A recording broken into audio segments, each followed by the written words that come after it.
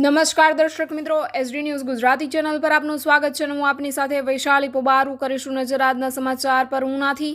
Una Diu road પર ધોળા દિવસે શિકારની શોધમાં જંગલનો રાજા વિચળ્યો. સિંહ જોઈ લોકો બોલ્યા એક નંબર સિંહ છે, પણ આજે ભૂલો પડ્યો લાગે છે.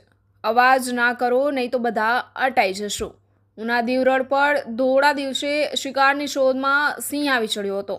નાળિયા માંડવી ગામના જાર રોડ પર શિકારની શોધમાં સિંહ આવી ચડતા સ્થાનિકોમાં ભયનો માહોલ જોવા મળ્યો હતો. દીવ રોડ પર ધોળા દિવસે સિંહને જોઈ લોકો બોલી ઉઠ્યા કે એક નંબર સિંહ છે, પણ આજે ભૂલો પડ્યો લાગે છે.